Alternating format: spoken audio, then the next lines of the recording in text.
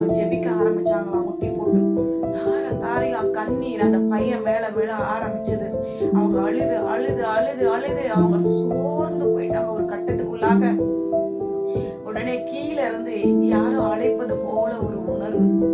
எனக்குதான் அப்படி தோணுதா இல்ல நிஜமாவே என்னை யாராவது கூப்பிடுறாங்களான்னு பாக்குறதுக்காக எனக்கு என்னமோ தோணுது அப்பா, ஏசப்பா எனக்கு என்னமோ தோணுது அப்படின்னு சொல்லிட்டு அவங்க மனசுக்குள்ளேயே சொல்லி நினைக்கிறாங்களாம்.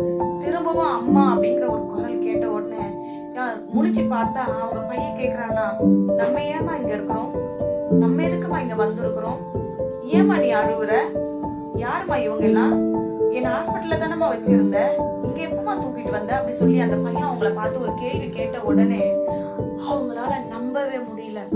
இத்தனை தெய்வத்தை நான் தேடி போனனே, இவ்வளோ காசு நான் செலவு பண்ணனே, ஆனா இன்னைக்கு எதுவுமே காப்பாற்ற முடியாத, எந்த தெய்வத்தாலையும் காப்பாற்ற முடியாத இந்த உயிரை இன்றைக்கு இந்த ஏசப்பா என் பையனுடைய உயிரை காப்பாத்தினாரே அப்படின்னு சொல்லிட்டு உடனே அந்த பையனை கையில புடிச்சுக்கிட்டு அங்க இருந்து அந்த ஊழியர்கள் சொல்றாங்களா, அவங்களுக்கு அற்புதம் செஞ்சுதான் மேடையில வந்து சாட்சி சொல்லுங்க அப்படின்னு சொல்லிட்டு வேக வேகமா அந்த பையனை கையில புடிச்சுக்கிட்டு மேடைக்கு போய் அவங்க சொல்லும் போது அந்த அரங்கமே அரண்டு போனது, இன்ப அதிர்ச்சியில மூழ்கி போனது.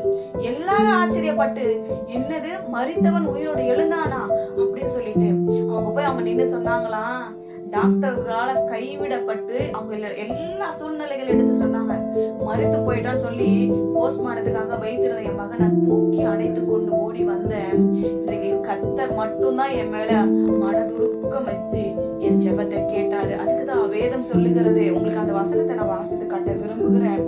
102வது சங்கீதம் 16வது வசனம் இப்படியா சொல்லுகிறது, திக்கற்றவர்களுடைய ஜெபத்தை அலட்சியம் பண்ணாமல் அவர்கள் விண்ணப்பத்தை அங்கீகரிப்பார். திக்கற்று நிற்கிறவர்களுடைய ஜெபம் உடனே அங்கீகரிக்கப்படும் பரலோகத்துல.